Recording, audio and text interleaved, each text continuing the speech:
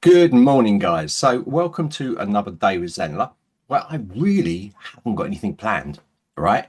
So, this is a real good opportunity for you because you can ask a question or you can ask for a more in-depth question where I build. So, I've got some stuff I'm going to show you. You're going to have a bit of fun today as well, because you know, being a course creator, marketing, and doing all this stuff can be just like not so fun sometimes, yeah. So you should have things that you're doing that are going to create a little bit of fun for you as well when you're working in any kind of job. So this is what's going on today. You can put stuff into the chat. I'm going to monitor the Facebook group chat, and we will take it from there. So think the first thing I want to do is I want to tell you about a program that we've got running on Monday, and this is actually a follow-on from our accelerator program. So we have an accelerator program, which is really basic, right? It's really basic working through to having something that you can market and sell. So in that particular program, we create a mini course. We created a lead generator. Okay, we set up the homepage. We created blogs. We set up a community, right? So we did quite a lot, but we wanted something to follow on from that. And when we're following on from that, now we covered that, we thought, well, it's a good opportunity to invite all our Pro Premium members to come in there. You more experienced people that want refreshers on certain parts. So we put together this Accelerator Plus program, which all of the original Accelerator guys are coming into, but you can now as well. So we're making it open it up for you guys to come in. So what I want to do is I want to play a little video that Kevin has done for us, and then I'm going to run on to another video where I'm going to be showing. So it's going to be loads of little tips and tricks and more involved stuff throughout the day. We're on for 6 hours.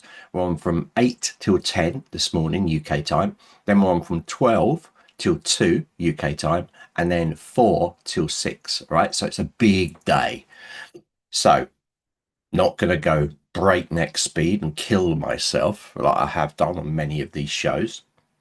We're going to rein it in. But you guys can ask questions. So this is always quite a quiet time of the day. It's early in the morning, and we should be tapping into the Australian marketplace now. You guys should be there, but you're not here. So I've got two people viewing. So guys, if you've got any comments, you want to drop anything in the chat, say hello. That's always welcome. But I'm going to run straight into the video now where we're going to talk about the Accelerator Plus program that we're going to be running on Monday. Okay, so it's Monday. It's running at 12, right? UK time, midday.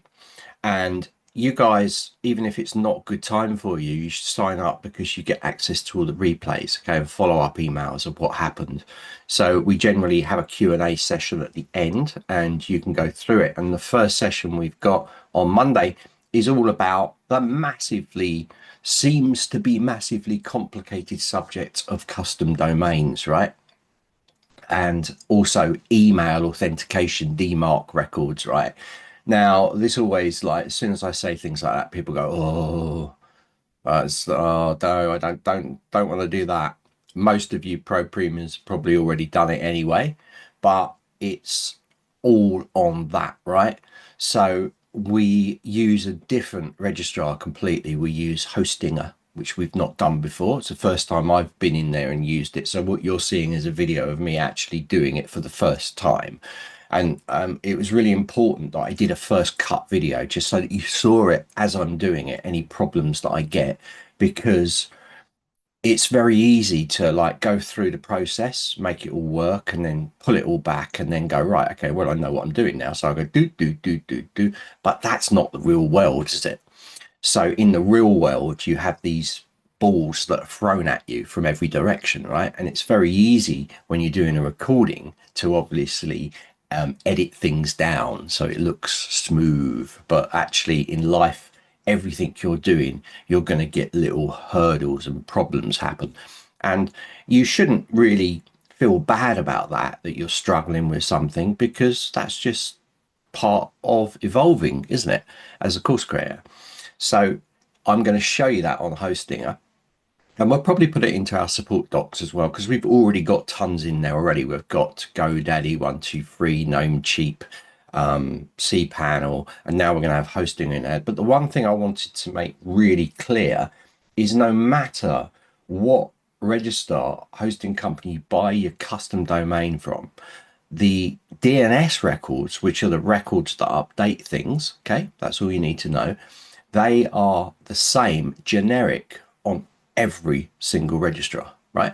So it's exactly the same. So many people say, "Oh, can you do me a video on using iOS or something on because that's who I bought my domain from?" But I turn around and say, "Well, it doesn't really matter because they're all the same. It's just they'll be in different locations in your control panel. That's all. The actual forms and the way that you add CNAME records or TXT records is all exactly the same. So, so when someone says that, they say, "Well, you know, it's the same. Just follow. Just fill in the things. Just pretend it's not Namecheap. Pretend it's your server provider. You can fill it out and it'll be fine. You know." But there are a few little things that we sometimes don't take into account, right? And this was a big one, was with custom domains. We look at it like you're just bought that domain, right? So you've bought it fresh. And that's where a problem can come in, because that's not always the case. Like some of you are using WordPress. Look at Declan, for instance, was using a WordPress site. And Anders, these are guys from the Accelerator program, some of our instructors now. And they might already have those CNAME records set up to go to other places. Like, so sometimes it's not as straightforward, because if you just add the Zenler CNAME record into your DNS, it could conflict with something you've already got. So, and we can't allow for that. We don't know what you've done with your domain before you're setting it. So you have to literally reset things. And this is what's quite good about this video in Hostinger, because something that happens in there is something that happens quite a lot. And I had Rachel on live support desk, and she was saying the same thing. And I was like, I know exactly what you mean, because I've just had that myself. So sometimes these things are not as clear cut as following a support document. And I don't know if some of you agree with that, because I mean, it's a fact, right? So following these things through sometimes is not as easy as just following a support document, right? If it's clean, absolutely. But if it's a domain that you've been pointing to other places and these sort of things, there might be records in there that you need to remove in order to get it to work, right? And that's where usually technical support come into it and go, "Oh, you need to remove that record, that record, that record." I did it recently for someone who was on a Wix site or a Squarespace, I can't remember, and they had exactly that. And I was like, delete that, delete that, delete that. Just need to put that in there. So these things do happen. Sometimes you go off these tangents. Of course, we've got technical support to help you always anyway. And we always suggest that you do a screen grab of that. Okay, so you do a screen grab of your DNS records and you send it to support. Say, "This is what I've got. It's not working. What's wrong?" You know, and I show that in the video as well. So if you want to join our Accelerator Plus program, right, which is going on Monday. Okay, what's Monday? 29th, right? So the 29th, then join us, because you can then watch the replays. And throughout the process, we might be supplying some freebies as well in there, some post type PDFs and these kind of things. So you might get access to some freebies when you're in there as well. That'll all be on the replay page as well. All right. So we'd like to see you live, because it's better, isn't it? You know, you've got people in front of us. We can answer your questions at the end and move on. So what I'm going to do is I'm going to show you the Accelerator Plus welcome video that Kevin has set up, and enjoy. And you'll see the link in there as well to join. So watch this now. Hey everyone, thanks for stopping by and welcome to the Accelerator Plus program. We're really delighted here, the education team at Zenler, to be able to deliver this program for you. So what's involved, who's involved, and what are you going to get by joining this program? So my name's Kevin, I'm an educator here at Zenler, and along with David at Zenler as well, we're going to be delivering this program directly to you live, So you can come along, you can ask your questions, you can build as we go along. And it's really exciting to be able to deliver our training this way. So what's involved? I hear you cry.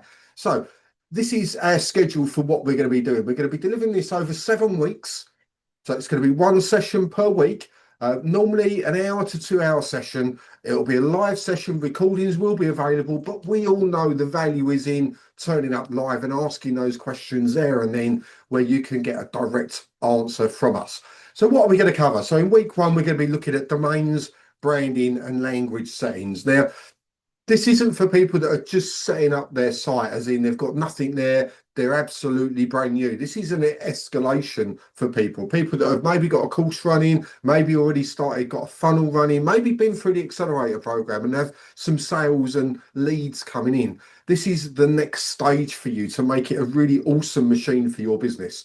So week one, we're looking at domains, branding, and language settings. This will be about setting up your custom domain. So rather than using the .newzenler.com domain, you're going to have your own one.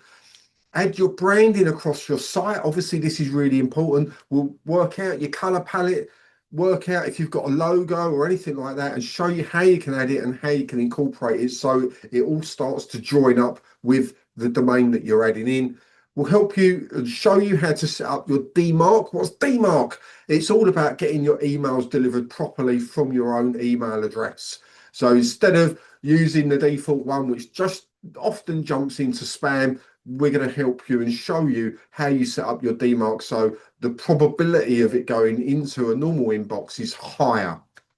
And we're going to look at adjusting language settings on your site. Now, this doesn't mean, am I doing it in English, French, Spanish, German, or anything like that. It's going to be about the way you put certain words into some of the filters that are within the system. So it'll be introductions, it'll be all sorts. It's a really fascinating part of the site that most people tend to ignore. You can really make it your own. That's just in the first session. The second session, we're going to be looking at automations and filtering. Zenler has an advanced automation area that you can access as a pro member. We're going to look at creating smart automations. This is about tagging, segmenting, and moving people through your system when it's right for them. And how do we get to do that? We're going to learn filtering tricks so you're not drowning in data. You haven't got people in multiple things receiving the same message 100 times over. And you're going to walk away with an inbox that feels lighter. It's going to make it feel much more manageable, but more importantly, it's going to be appropriate for the people in your system. So we're going to be looking at that in week two. Week three, we're heading on to site pages and elements. So this is about creating your core site pages that you need. These are really important because we often neglect these on a membership or a course site. So we're going to go through those, how you can do it and how that works. We'll look at page elements, like hero sections on a page, buttons, forms, how we integrate all these, how we make them work, how we make them look really, really good, and how on some instances we can reuse them. And we're going to learn some simple design rules to keep pages clean, clear, and converting at their best that we can. Now, you don't need to be a designer to do this because we're going to guide you all through it. Next, we're going to look at membership creation. So there's 4 different models of membership that we can create within Zenler that we really suggest people look at and consider when they're starting to use Zenler as a platform. Tiered memberships, bundle memberships, drip memberships, and one-page memberships. This is the reoccurring model where you can charge to get people to subscribe to your business and come back and back and back and keep paying, and you're constantly delivering that value within that membership. And we're going to look at 4 different ways of delivering that for you. Week 5, we move on to speed saving techniques. Obviously, there can be a lot of work involved in building some of these things out. How can we make that faster for you? And there are multiple ways of doing this. So we're going to look at templates. So you never start from scratch again. So we're going to master the template area and make that work for your business. We're going to create reusable assets like graphics, PDFs, downloads, and things like that, where they can be used in multiple different ways, formats, and places. And we're going to learn duplication and cloning hacks to cut your build time in half. Now, again, you don't need to be a coder to do any of this or a design wizard. It's all going to be done in live for you, with you, and then you'll be able to watch the replay back afterwards.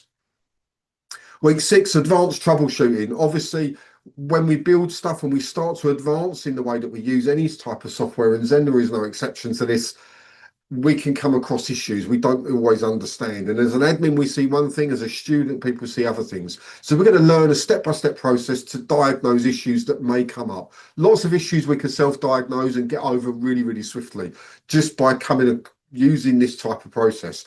We're going to solve common errors without waiting for support. So we don't have to put support tickets in. We're going to look at some of the things we know go wrong, some of the things that can happen frequently that we can just overcome, and we can show you how to do that. And then know when to tweak and when to escalate, when to walk away because the issue is beyond what you can troubleshoot yourself. And this is really important. You don't really want to put support tickets in if you can help it, because they take time for them to come back. And then sometimes it's a backwards and forwards. But also, by the same token, we want to be super clear on when we do need to get that level of support. And stuff does go wrong. Stuff is sometimes out of our, as a user, out of our control, and we need to get that put right by the proper tech team. So when we need to escalate it and when we can do it ourselves. And then finally, we're going to be looking at SEO and analytics. And this is something we don't often cover hugely within this, but because we're building this system, we've built the foundations, we're now moving up, we're on ground floor, we're moving up a level. We're looking at SEO and analytics. So SEO basics, keywords, titles, descriptions, things like that. We're going to look at GSC, Google Search Console. We're going to look at Google Analytics. We're going to add tracking codes to see what's working, to track our data a bit more effectively using those free tools. And then we're going to use simple keyword research techniques to guide your future content, work out what's working and do more of that. So that's what you're going to get within the Accelerator Plus program. Come and join us. It's free to join. All you need is a pro account on Zenler, and we'll be absolutely delighted, David and myself, to see you on the live training starting on the 29th of September, where we'll be able to help you out. So there we go, guys. A little bit about the Accelerator program. So that's coming up on Monday, right? So pretty exciting. At the moment, we've got 7 sessions planned for that. We might extend on it. There's always a Q&A part at the end for you to ask questions and move forward with this stuff. So it's definitely worth joining, even if you're catching up on the replays. Because if you're more experienced, you might find that there's 1 or 2 of the lessons in there that actually chime with you, and you think, yeah, I want to do that, you know. So you can take them all, of course. You can join us live, it'd be better. But it's really up to you. So if there is a subject that you think, yeah, that's really interesting to me, come in there, because you get that Q&A part at the end of it as well, and we can help you out with any problems that you're facing in that particular topic area. Okay, so it's not a live support desk. You can't just ask random question. It needs to be on topic, right? So simple as that. Right, so what's up next? Right, okay, so I did a little video, an exclusive video for our Zenler community. So we've got a Facebook Zenler community, which you're watching this in now. We've also got a Zenler community, okay, that we're building up. We're kind of soft releasing it. Some people know about it, starting to come in there. But I did some exclusive content for that. And we actually use that community as we want to bring everybody across, right? So they can use it. So they've got the freedom of using the Zenler community or a Facebook community. It's really up to you. But we like to provide some exclusive content on there, like we do for you guys on Facebook, such as this. But we want to move everything over and have everything going on our Zenler community. So we're building it up. We're base testing it. Any little problems and things we find, we can correct. So we're trying to hone things with an active community, a working active community. Many of you have asked, you know, can I see an active community working? Well, you can. The Zenler community. So it's on tutorials.newzenler.com. If you just click on our communities menu item on there, you'll see our public community. You can join that. Okay. So, and you hopefully you're already a member of the tutorial site, because that's where all of our on-demand videos, right? So unless you all know it all and you don't need that, then good. But if you need training on anything, marketing as well, which is the biggest pain point, you want to be part of the tutorial site. So anyway, I did some exclusive content. So this is all about creating a donation or buy me a coffee button. So this is a question that does come up from time to time. And it's like, how can I just have some people set up multiple pricing types? So they might have a pricing type, so they've got a course that they're probably delivering for free, but it's nice if people donate some money. So sometimes they have free, then they have another pricing plan set up for $5, $10, $15. You get the idea. But that means like you've got them in there, and you can do that. It's absolutely fine. Do it through Zenler. But if you want to just have a donation button for something that you're doing, then you can't just put it anywhere. So because Zenler is hooked into PayPal and Stripe, both PayPal and Stripe have button generators for donations. So we did a video for you where we show you how to implement that using PayPal. Now, Stripe is exactly the same. It's just slightly different, but you run through the steps and you grab the code. So it's more about showing you how to create the button in the payment gateway, but more importantly, how to get that code that's generated into your Zenler site and where to put it.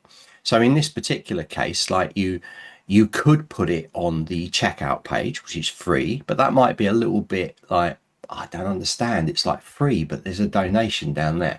So it's all about clarity as well. So what I suggest is that you have a free course, and you could do this for a funnel as well, right? You could do this for a marketing funnel.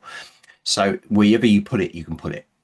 So what I'm suggesting is that you do it maybe on the thank you page, right? So when someone checks through, they go to the thank you page, and then there's a donation button. Like if you love this content, you could even put it into the funnel steps. You could put it into the last step of the funnel and say, look, if you like what I've done, consider donating. Just pays a little bit back, right?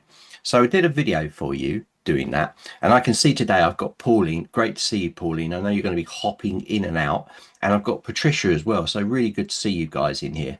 Thanks for supporting. So so I'm just reading one of Pauline's messages. So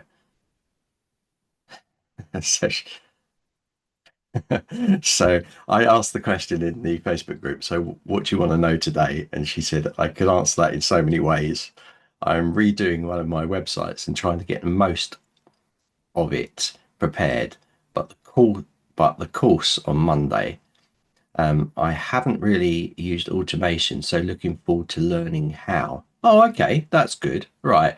Well, we're going to be building a funnel. So automations, Pauline, is going to work the same way across Zenler, right? So learn it once, understand it. I think it's also interesting for you to know about filtering as well, and advanced filtering. We did that actually in our live support desk, but I think I'm going to retouch on that because I think it links.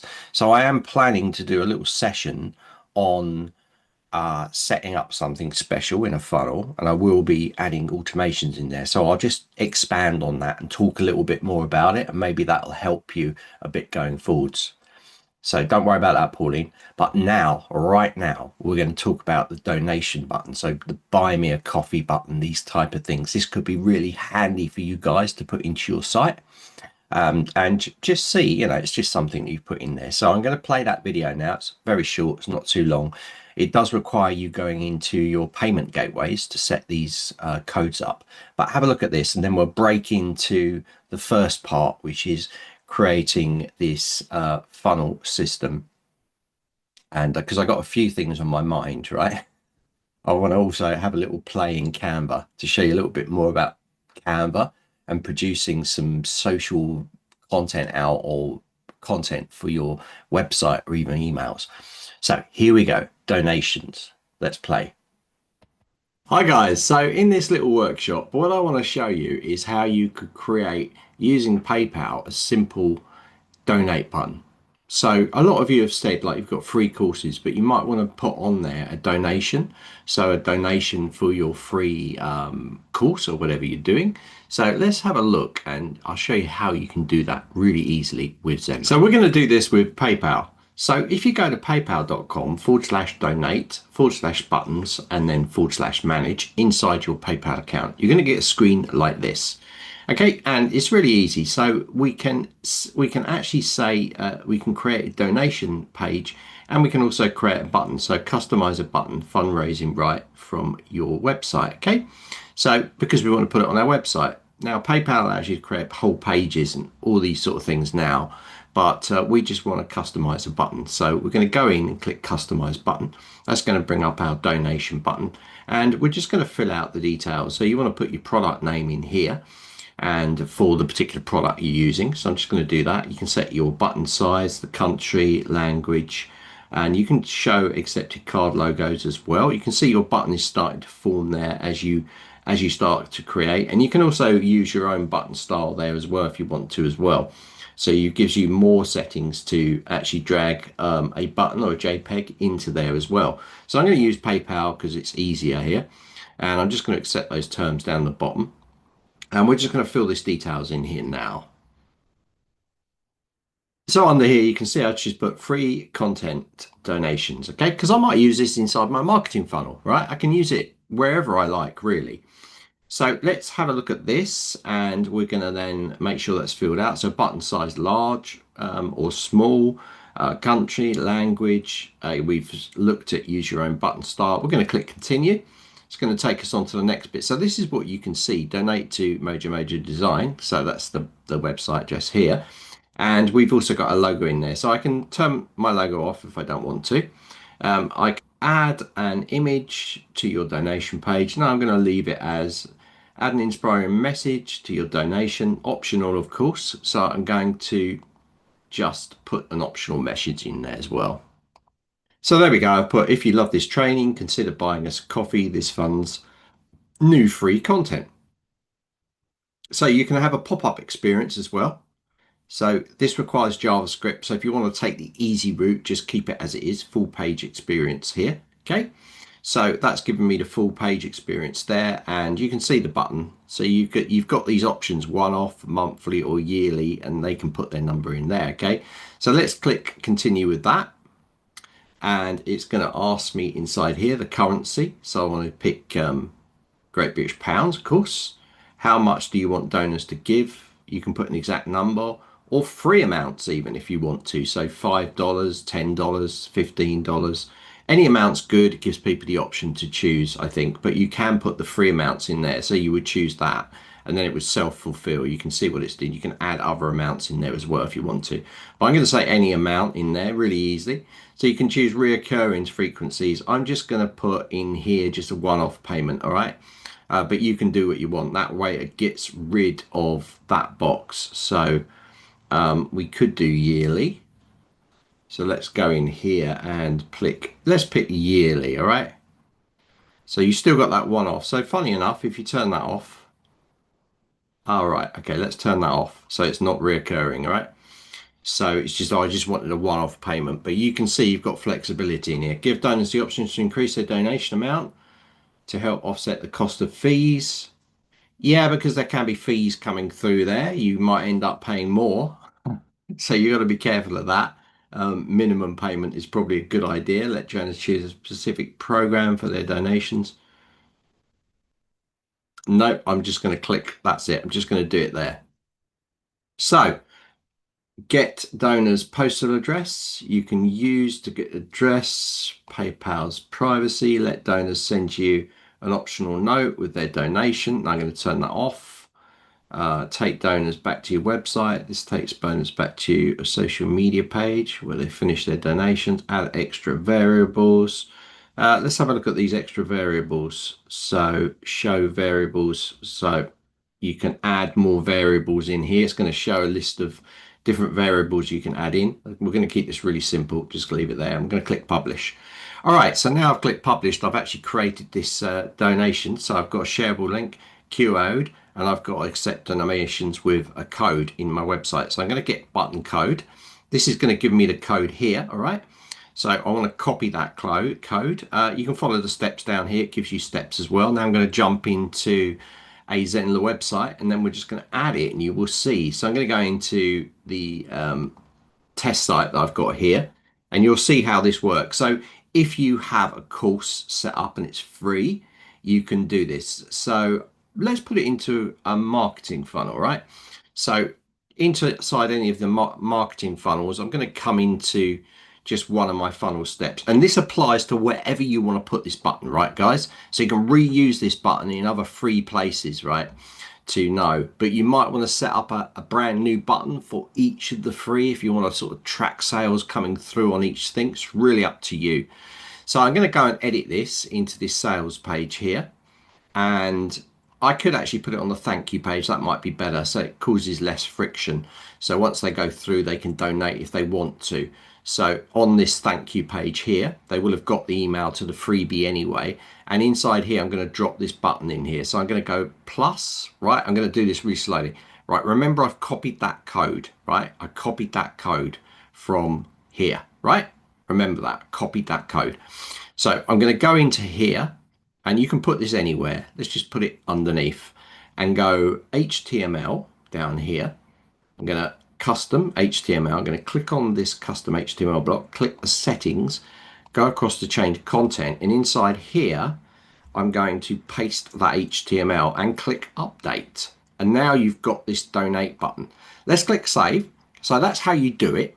And you could put that anywhere, right? So let's go and do this. You could even set a block up if you wanted to. If you want to set a block up that you could save and reuse, you could go empty blocks. I'm just showing you another method here, so we're completely covered. I'm going to go into here, I got that HTML, and then inside here, I'm going to go and paste that in here. So I'm just showing you both methods. Select all, delete that text out that's in there, paste that in, click update. There it is. Right, let's click save and let's just preview this now. So I'm going to preview this on the thank you page. And here we go. We've got this little button here. Down here, you've got this little button. So if I click this, what will happen is you'll open up here and you can add an amount in here. So I could add 5 in here if I want to, and add to help cover costs. So you could add that and then you could click next like that. And that way they've donated to you like this. There seems to be a problem because I'm already logged in. So there seems to be a problem, right? Because I'm already in here. So let's also just have a quick look at the code and see what happens here. So I'm going to go into change content. You don't need to do this, guys. I'm just showing that you can see that you have content inside here. Lots of this is all hosted, so you can't change a lot, but you could certainly change some of it. So you could go in and change some of the wording that comes up on that page like this here, donate to. So you can see that inside that code you have a little bit of text that you're enabled to change. Okay, so text on there. Can't really change that button. The title was PayPal. Yeah, so you can't really change anything in there, guys. I'm just looking, I'm covering every base, right? So, but this, when I set this block up like here, you know, I could save that block out and reuse it in other places. But this is basically how you can set up a donate. And once they've donated, of course, they're on the thank you page. So if they've donated to you, they're going to get that email that gives them a link to that content. Yeah. So if you were putting this into your course page, for instance, you would do it from there as well. So let me just delete this out. And if we go into a course page, so into a course, you might want to put this on the front end of a course. So if you've got a course that you're selling for free, you might want to put that onto the course access page, right? So you might want to put it into the course access page, or you might want to put it on the checkout page down the bottom under the plot block under free. But the method's the same. So once you're in your page, depending which page you pick, if this was a free course, I could edit this page and I could drop that code into this block. So I could drop it at the bottom. So if I save that block out that I saved, I could put it down here if I wanted to. I could go in here, you know, drop an empty block in down here, come into here, add a row, go to the HTML, drop it in there, customize that HTML block, select all, delete it out, and there we got customized under there, right? So you could put that in wherever you like on those pages as well. So that is how you can use the donate with PayPal, right? Right, so if you guys want to use Stripe, I've just created a donation button with Stripe. It's the same kind of process, each slightly different. So Stripe, here you can see the create Stripe donate button. You can use Stripe's payment link, which generates a shareable link for customized donation form. Log into your Stripe account dashboard, select create payment and then payment link, and choose the option for customers to choose what they pay to allow flexible donation amounts. So Stripe's one is quite nice, you know. PayPal is nice as well, but you've got that option. So you could add that in yourself. So unlike it coming through Zenler, it will be coming straight through your payment gateway. All right, that's it. So just so you know, you might never use it, but if you want to use it, that could be a good option, because I've seen people put in chat like, how can I do buy me a coffee, those kind of things. That's how you can do it. It's pretty simple. Okay. Also, I just want to bear in mind, if it is a free course, you probably want to put it on the course access page, right? Or the thank you page, because you don't want to cause any friction of people thinking that they've got to donate to get into the course. So this is like an extra thing. You're just asking, you know, if you want to support me, a bit like Patreon, here is, you know, you can use this. So they go in, they hit the thank you page, there's the donate. You want to donate to me, you can put text at the top of it to say what it's all about.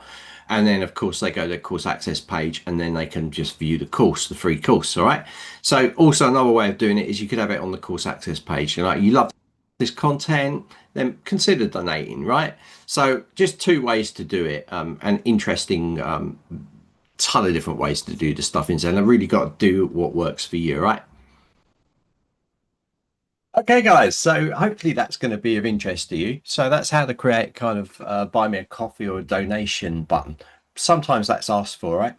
So a handy little tip. So you just saw that in 10 minutes there, you can create something like that, which is pretty cool and really quick. Drop it into the HTML block, you're all sorted. Right, so the thing I want to move on to now, right, is, and I'm making this stuff up as I go along, right? You might think, oh, I've got an agenda, but I really haven't. I've got a kind of loose plan. So anything you guys put in, I can answer, right? So like Patricia's put a question in now that, can I create a page with a HTML code? So with HTML code, yeah. So yeah, you could, but it is in the limitations of your site, right? So you wouldn't want to create an HTML site in a site like Zenler, right? You just use it for like code snippets and these sort of things. But yeah, of course you could grab HTML code. I mean, it's used all the time. Like there might be forms that you're going to Google form and it asks you, it gives you code and you put it into that block. There might be certain things that you've made up that you put into those blocks. So I can give you a case in example of an HTML block being used that was generated code from Claude, for instance, right? So let me just show you that, Patricia, just before I break into the next thing that I want to talk about. Um, Let me just find the page, first of all. Dude, it's an Accelerator Plus program. Okay. So it's the one that we just looked at. So I just want to show you. Okay. Let me just share my screen.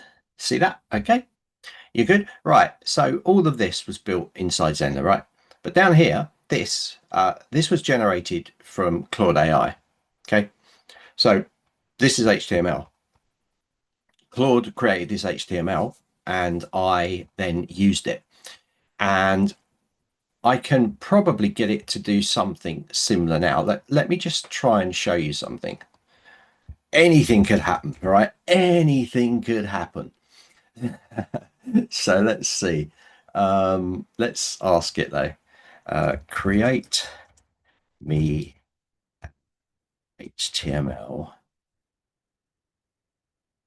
weather chart. let's just see if it does something, right? So create me an HTML weather chart.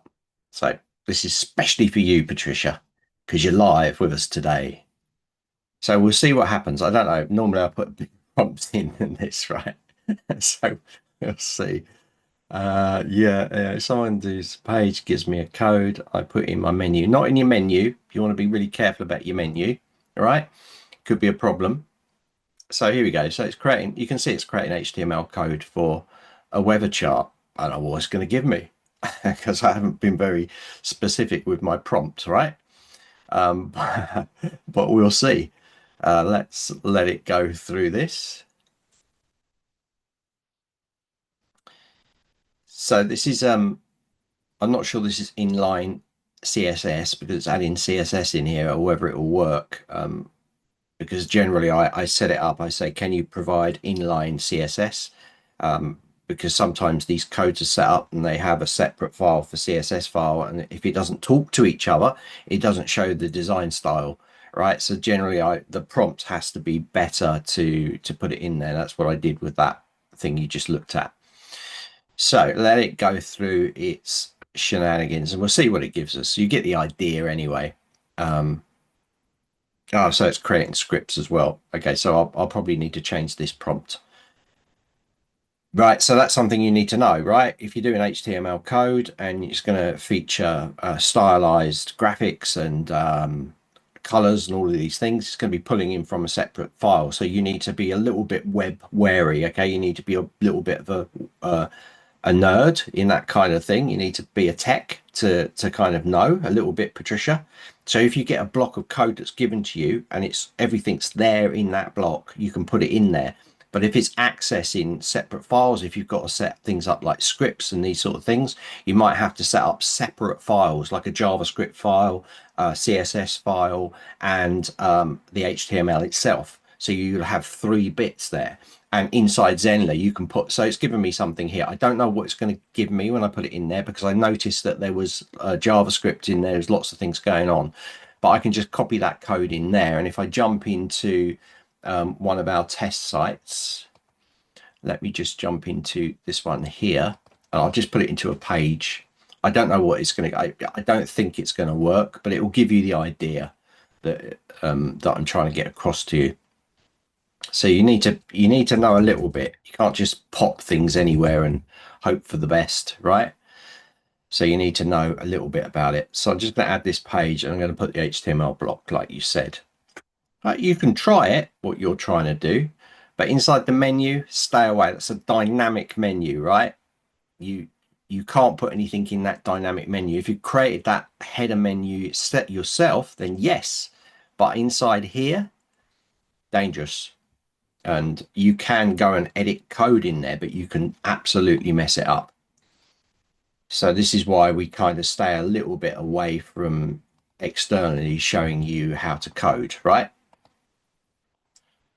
So I'm putting that block in there. I don't know what this is going to give me. It's giving me something that's close, but you notice the styling isn't right. And that's because it's a separate CSS code that it's trying to pull in, which you can add, right? Underneath page settings, you can add stuff in the head. You can put CSS in there. You've also got areas like this. So you need to know what you're doing, right? Tracking code. You can put JavaScripts into the head, into the body with HTML, and into the footer section as well. If you don't know what I'm talking about, you want to stay away from this, Patricia, right? So you can test it, of course, like I have there. But if you don't understand about external files and linking them up, you want to stay away from it. All right, but that's just for you. So that's good. I don't want that page. Let me just close it down. But that's why I love Zenler, because Zenler gives you this power, this powerhouse of stuff, right, to do. So what I want to talk about now, so that was all about the donation button, using code. You can drop code in there, especially things like buttons and stuff like that, because generally when you go to a site and it's generating the code, it's going to allow for that. It's not going to ask you, sometimes it does, but most of the time it allows you to just use that code and just drop it into an HTML block. But it might be, the size might be a little bit out because Zenler pushes things in and out because you're working in the framework of Zenler, Patricia. All right. Bit of a power play question, that one, really. So donation button, really simple. You can grab that code generated, drop it into the page, bang, job done. All right. So let's now have a look at a top tip of the day. Right. Okay. So top tip of the day. So I don't know if you guys have turned it on or even know about it, but you have what we call a cart abandonment email now, right? That cart abandonment email will go out if someone starts to buy your course. So if I go to my page, hold on, I'm just changing a few things down here. Let's just go and preview this and then I can share it with you.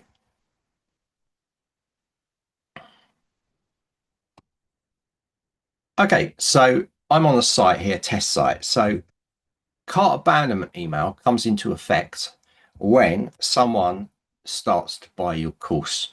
So they've abandoned the cart, right? Now, let's go to a course that we want to buy. Let's choose this one here.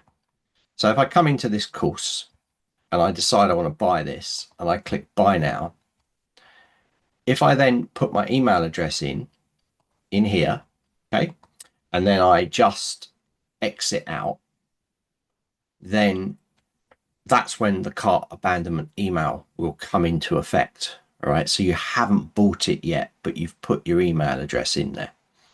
So this is really, really powerful. And you'll see this a lot. And you can set when that abandonment email goes out. So maybe people have just changed their mind at the last minute. So what I wanted to do was show you first where the cart abandonment email is, and also show you a way that you could maybe get them to buy. So let's go to where they are first. So inside your site, if you go down to languages here, right? I'm just in my head, it's early morning, I've got to turn my head on. If you go to down here to system emails, right down the bottom here, you're going to see system emails that go out. So you guys know what system emails are, yeah? These are like emails that go out like saying welcome to this or password reset, all of those kind of emails that you don't normally look after.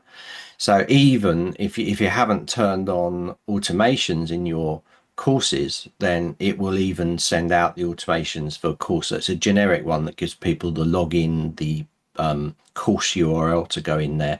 So system emails can handle everything.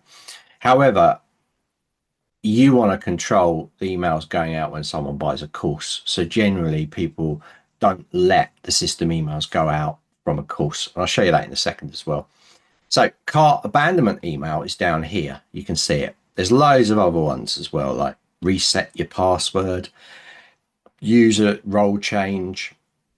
These are all emails that go out to your people. Yeah. So notifications of complete reoccurring payments. So if payment failure, it'll send one out. And I always say to people, and if you haven't, put your hands up if you haven't done this. Have you been through all of these emails and just made them your own? Because if you haven't, you should, right? You should go through all these emails, the welcome email, put it into your own words. You know, these are generic words that we've set up for you. We've even got the logo in there. That's the wrong logo. Delete that out, go away. And you would then word this. So leave all these bits in. These are the personalizations. And if you accidentally pull one out, like I delete out school, I can put that back in by going personalization. Oh, there it is, school, put it back, right? So these automatically fill out for you. Okay. So of course you can send a test to yourself as well. So you want to reword these and put them all into your own voice. Yeah, Pauline, not all of them. Go through all of them. Make it like a little thing to do in an evening or a morning, right? Definitely go in there because you want to add your own logo and things in there, right? So do that. for sure. But the one I'm talking about today is the cart abandonment email. So I just want to give you some ideas that you can sort of work with this.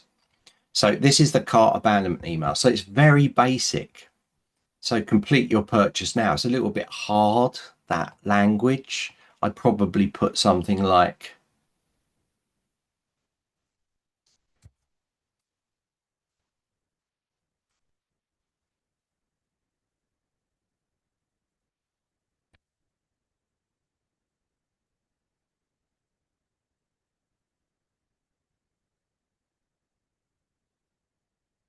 you can just word things slightly different.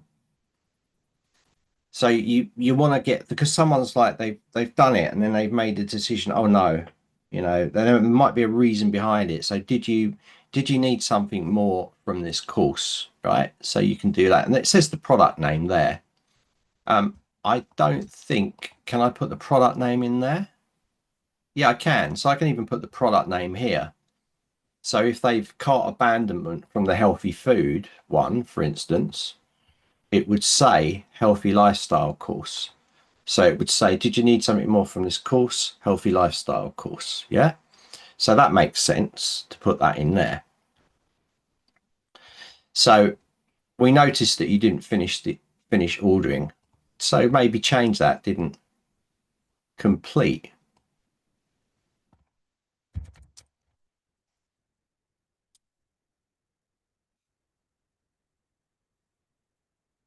your order of, just change it slightly.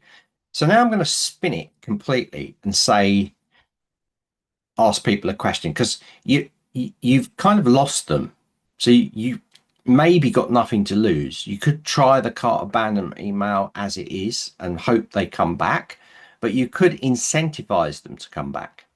So when I'm going to save this, and I'm just going to say to you what I mean. So if it's that course, for instance, that they're looking at, you might want to incentivize people to come back into it. So if you look at your best selling course, let's just say it's this healthy lifestyle course, we could give them a coupon inside of that cart abandonment email. So that might then get them back. So of course they might have signed up for this one, in which case it won't make any, you'll have to set it up on a per basis for the course, because we can't say which one it is or which one it isn't. We can't put it in there and filter on different cart abandonment emails, even though it would be a super good idea, which I'll say to Rakesh. Rakesh is probably here watching, so that would be a good one to do, I think. So anyway, so if I wanted to set a coupon up for this, I could go down and go to my coupons, and I could go into that course. So I can add a coupon to that healthy lifestyle one and call it special, right? And what's the name of the course? Healthy lifestyle course.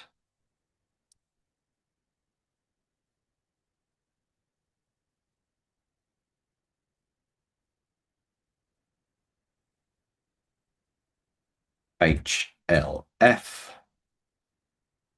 special. And then maybe I'll give them a percentage off. So get 10% off, right? You can put an amount as well if you want to by changing it there. I'm not going to put a limit on it because it's going to continue to go out. Do remember though that you've done this. So if you don't want that promotion to go ahead, you need to just edit that cart abandonment email and remove it, right? So let's go to a specific product and let's choose that product. So I've got my healthy living community. What is it called again? Healthy lifestyle course. There, that one there. Okay. Price plan. Select that. You can select a particular price plan as well. I'm not going to expire it. Discount every billing. So you need to make that decision. If it's a membership, it's reoccurring. You might want it first billing only. So you could say, get it 50% off first billing only, and then it would kick in with the full price at the end. All right. So it depends what you want to set up there. So think about that. I'm going to say every billing at the moment, right? And we're giving them 10% off. So I'm going to now add, it's for that specific course. I'm going to add this, and it's going to give me a link. So I've now got a link to that. So if I copy that link, if I go into incognito, you're going to see this in effect. So that's the link there, but I can say redeem this coupon. So that's probably what I would do.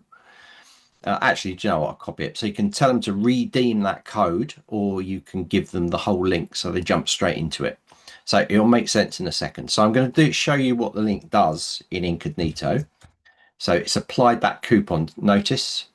So now if I go to buy this, look, instead of 100, it's got 10% off. So if I go through to the checkout page, it's got that 10% off with that special coupon applied, right? So if I'm now in my languages and abandonment email down here, I can come in here and say,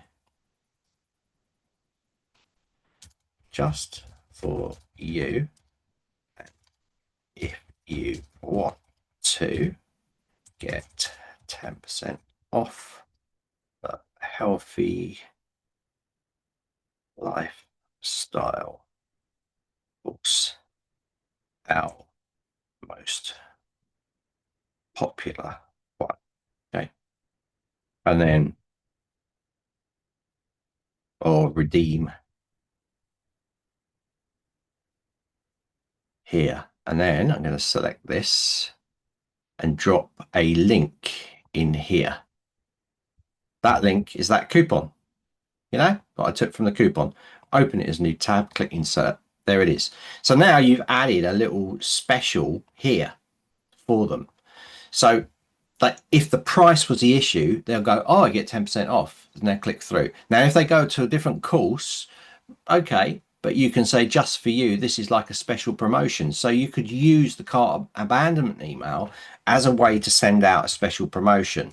So I could put special promotion. Now, the whole point of me showing you this stuff now is just to give you ideas, right? How you want to use it, how you want to work with it is really up to you. But I'm just giving you ideas that might be of use to you to use, right? You could drop some images in there if you wanted to as well. So once I click save to that, now if someone puts their name in but doesn't finish the purchase, they're going to get this email and they're going to see this. They're going to see this thing here and they're going to click, hopefully they're going to click it and they're going to go straight through to that course and they're going to get that 10% off, right? So it could be really, really useful to you, that one. So did you like that? A little bit on using the cart abandonment email. Still, some people don't know that we've got it in there. And one thing I want to just show you just before I go is that if you've got it turned on. So if you go to your site settings, you can go to notification emails and you want to make sure that it's on there. And you can say when it's going to go out. So 6 hours later, 12 hours, 24 hours. Yeah, Pauline, that's quite good, isn't it? So it just, if it gives you ideas going forward, even if you don't use it at this point in time, you can realize like, where am I losing here? Where have I got a loss coming through? You know, and you can then maybe try and change that to make it work so you can pick up those people coming through. So you're almost using it as a way to send out a kind of almost like a little newsletter in a way. So you're using people that haven't actually signed up with you yet, using it as a way to reach out to them and say, look at this stuff that I've got. So there's 101 different uses that you can use for cart abandonment email. It doesn't just have to be like you didn't finish your purchase. Did you make a mistake? That kind of thing. Everybody does that. So you want to be different. You want to be like, how can I get people to come in and get them to move forwards with this stuff? You put more information on there. Did you know that I've taught over 100,000 people? I've got 5 stars on Trustpilot. You can relay a little bit more information in there as well. Obviously, the main thing is that they're getting this email because they didn't finish their purchase. So that has to be number one. But adding extra stuff in the bottom, not too much, but a little bit, can really boost people coming in. They might not feel confident with you. If first time they've seen your site, they know nothing about you, And as we know, people don't usually spend the time reading bios, right? Sorry, guys, for you guys that have, you know, got degrees all up your arm. People don't, they're not interested, right? So they honestly, they're not. So they just, they won't even look at that sort of stuff, right? So yeah, good to see you, Pauline. I know you've got to shoot out. I'll see you later. And good to see you, Patricia. I know you've got a question there, answer it at the moment. But it's to give you this idea that you can use cart abandonment emails. And what I'm trying to get across is that in so many places inside Zenler, there's other opportunities that you can use things for. You can make it work for how you want it to work. And really, you're only limited by your imagination of what you're doing. Right, that's what I believe. Anything you want to create, I can create in Zenler. Right, might be tricky some of the things if I've got things working together, Zapier and all sorts of different things, and coding and JavaScript. But anything you want to do, you could make work in the system. It's just how far you want to go, and you need to start at the beginning. You need to start with the simplest possible and build on it. And what I've shown you now is a cart abandonment here. Couldn't be simpler, right? It's just telling you about that. So very good. Moving forwards, right? Okay. So I had Patricia. Yeah. So Patricia, have you done all of your system emails? Well, I know that you're very focused, right? People are focused. They've got a problem. They're focused on that problem. But please take into account all the other things that we're talking about inside here as well, if you haven't done that.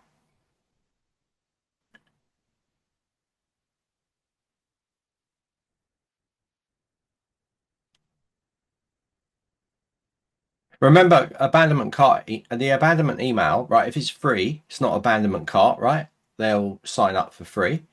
But if you're charging, that's when the abandonment email, right? So even if you've got a paid community, it's not, you don't have to use it. You can do the check, you can turn it off completely. Not advisable. It's not advisable at all because you want to be following up on people, right? So be careful of that. But you could turn it off, but then it wouldn't work for your courses and everything else. You can't set it to cart abandonment email go. And if you're charging people for a community, you're doing that for a course, yeah? So if you're doing it for a course, then it's going to register as an abandonment email if they just put their email address in. Yeah, if you're charging. Are you using the method that I showed you, which is to put a community and charge for it in a course? I did a video on that, whole video on that. I think you are.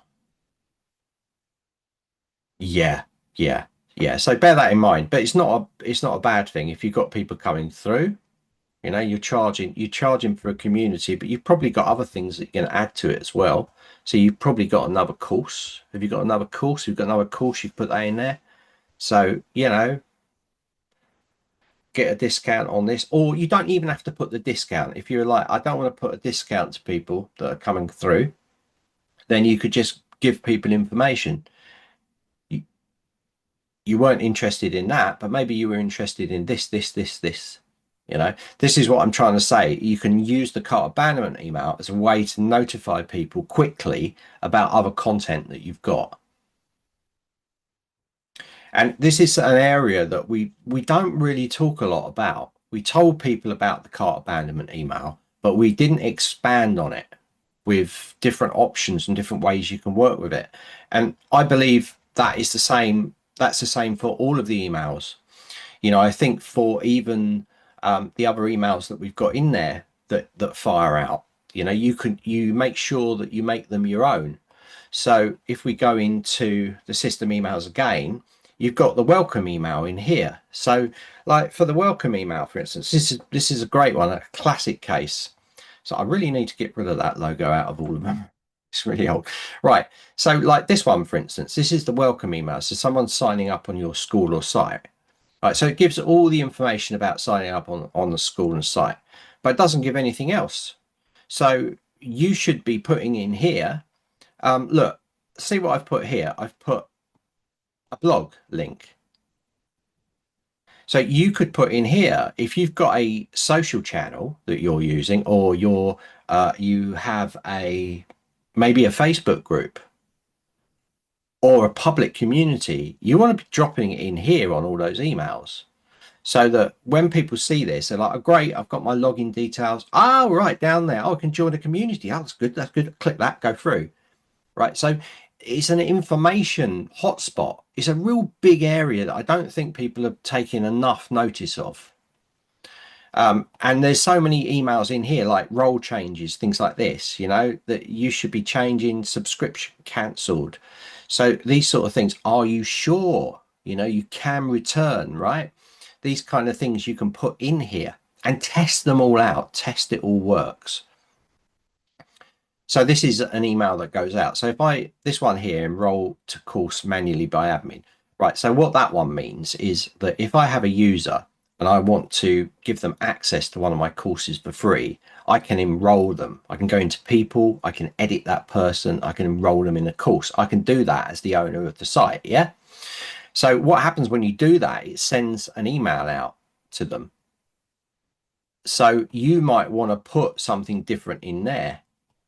You want to put, I have manually added you as I promised, or something. You might want to make it more, because these are just the default messages that Zenler has set up for you, but we expect you to change these, like you change the main site pages, right? You don't stick with that default design that you've got, which is that. You make it your own, don't you? And we expect every part of the Zenler platform to have been touched by you. So these areas should be edited to have your own voice. They shouldn't be left. And I guarantee that probably 75–80% of people are not changing every part that they should in the platform. So that means just going through and checking where any emails go out that they're actually being looked at by you. That's what I'm saying. So system emails, making sure that they're your own, looking at opportunities in there to give people more information with mails that go out, is a real essential part of using Zenler, I think. Yeah, fabulous. All right, good. We can move on. Right. So Patricia, right, I'm not satisfied with the size of the image on my banner on the website. What is the best size? I want it to be smaller in height. What size should I choose? It's up to you, really. I don't understand what your banner is. Your banner an image? It's an image. Right, so you need to be really careful with images. Okay, so if you're using an image, it can cause problems, right? So let me, right, if we go into something like Canva,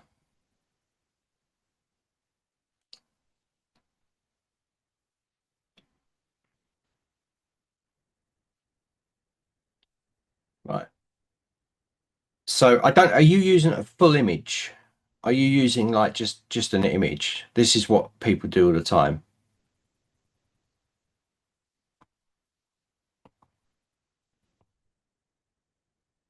Maybe drop the link down. Drop the link into the chat, Patricia.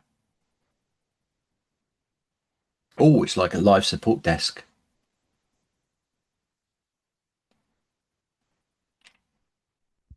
Anything can happen Fridays. Yeah, drop your link in, unless you don't want to show it, because I can't see what you're trying to achieve.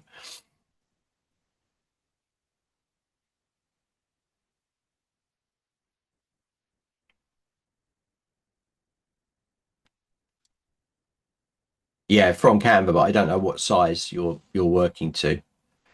I need to see what you're doing. Oh, right. Okay, brilliant. Fabulous. Let me have a look.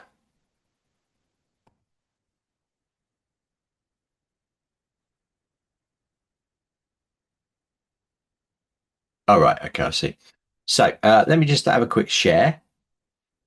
So here we go. So Patricia, so this is the image you're talking about, isn't it? Yeah, this image here is huge. Um, yeah, well, the problem is it's a huge image, right? It's a huge image. So you're going to kind of be stuck. So I don't want to talk about editing. You know, I don't want to talk about editing, but you want to be looking at creating something um, a bit smaller, right? So let's go in, let's set something up. So if I go into Canva, this is roughly the image size you've got here is probably 1920 1080, right? So it's a big old image. So I'm going to go with this. I'm going to set up a new screen, and I go custom size, and I can still do 1920. That's fine. But instead of 1080, I'm probably going to put, let's put 400. So that's a kind of better size, isn't it? Yeah. So then you need to find something that's going to work. So the image that you've got here is not really going to work very well. So let me just save this image on my desktop, and I'm going to bring it in to the design to see if I can do something for you. I'll even supply it to you if you like it. So let's have a look. Right, so there it is there. So if I put it in here, this is what you're going to get in that size, right? So I might be able to use background remover. Okay. It's not done the best job in the world. I could do something like that. And then I could choose maybe,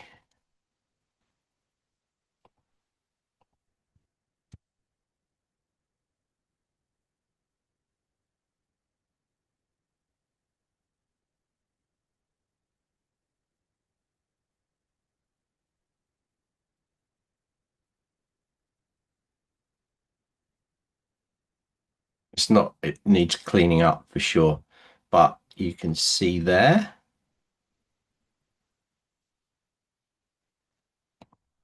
something like that. You know, you need to have something that's going to work in this environment. Yeah. So now if you upload that, it's going to be much smaller. It's going to be down to there. So you need to find something. I mean, you can make this smaller. You can make this in the, is that what you're talking about? You want to actually make this smaller. It's too big inside there. You want to bring it down so it's smaller image. So what I've just shown you is how you can, you can change things in Canva and put it in at that size. But if you want to do it in the platform, let me just jump to a page and show you. So let me just go to this.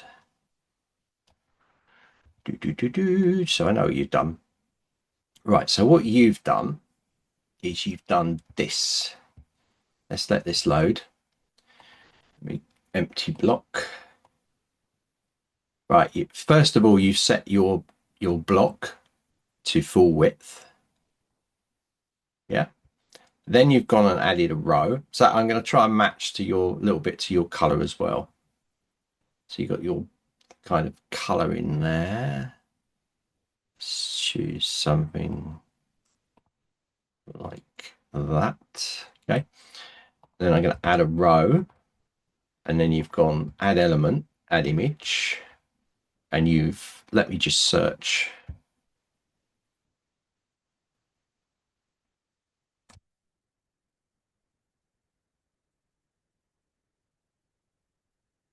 Something.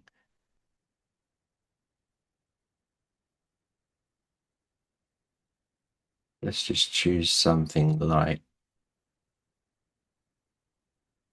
oh, like that. And insert without crop. That's what you've done. Yeah. So really simple.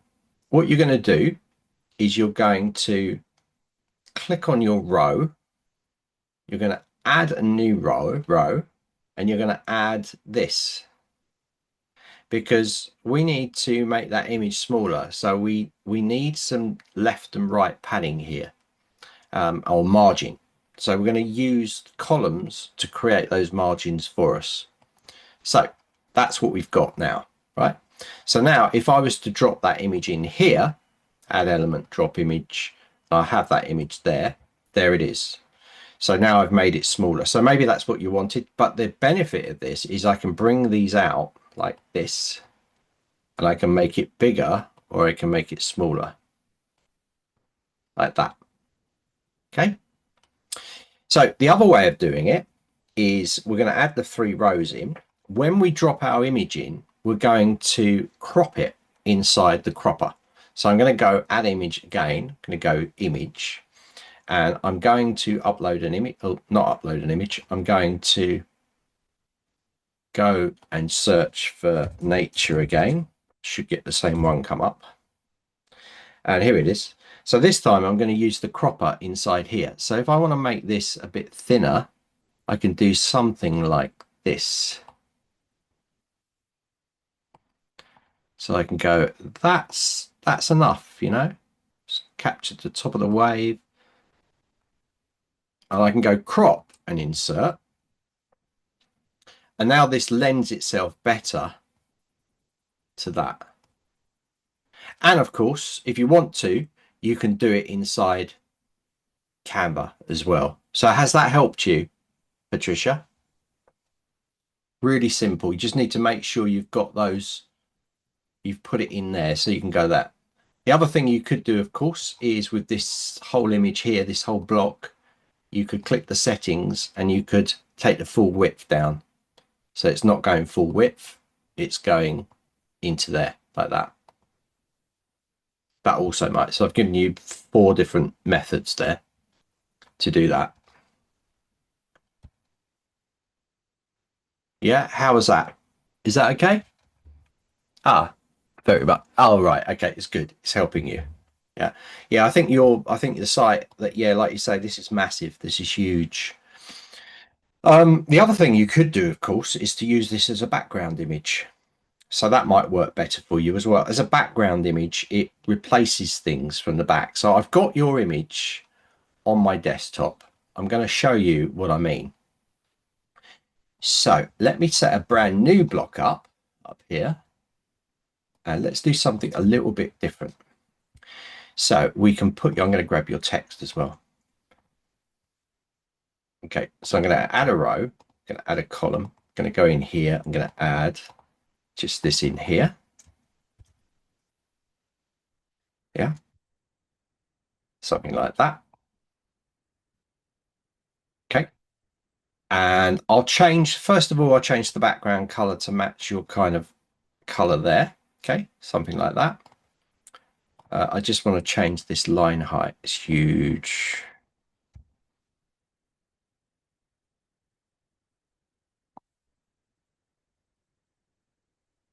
Maybe a bit more. Right. Okay. So what else we got in here? Anything else? Oh, we got stuff down the bottom here. Let's copy that.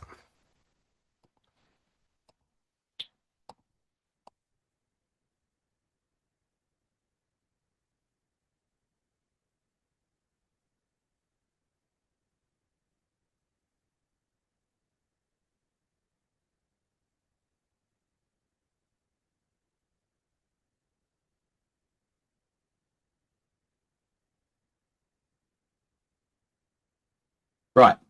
Okay, so let's now put your image in behind this. So I'm going to go into the settings for this. Remember, I set the color. I'm going to go background image. So in the background image, I'm going to upload your image that you've got. This is the one you're currently using. I'm going to upload without crop.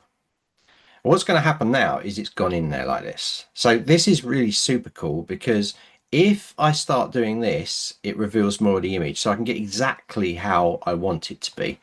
I also, as a background image, I can come in here and I can add an overlay. So if I wanted to add an overlay of white, I can knock it back so it's not so much in my face like that. Yeah.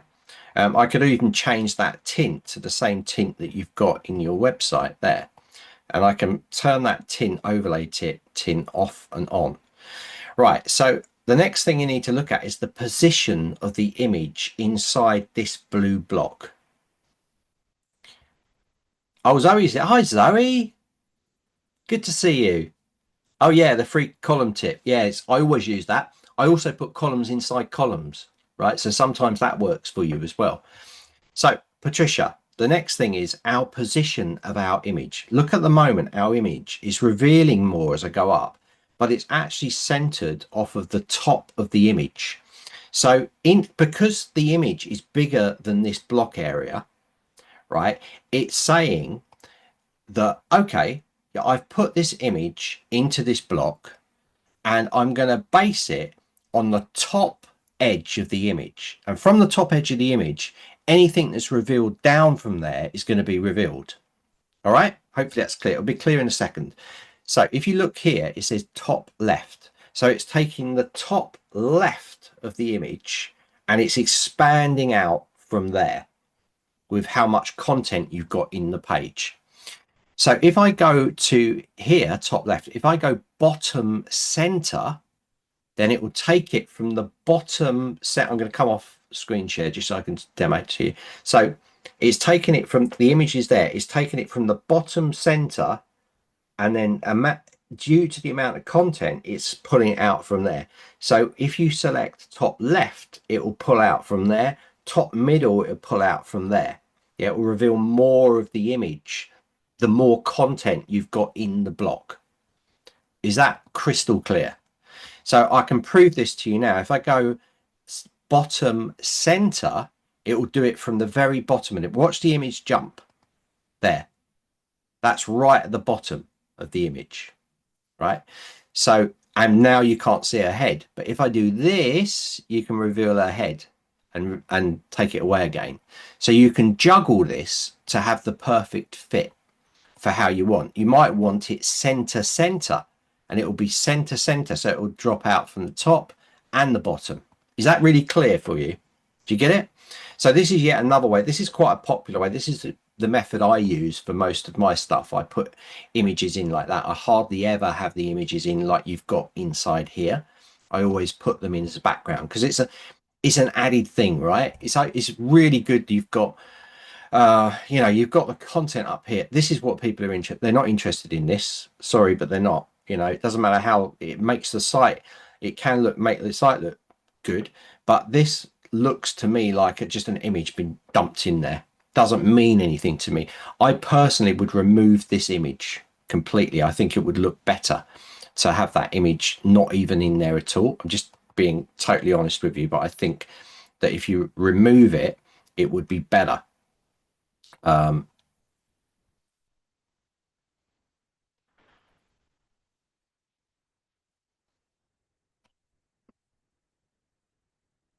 It would be better to have that not there at all,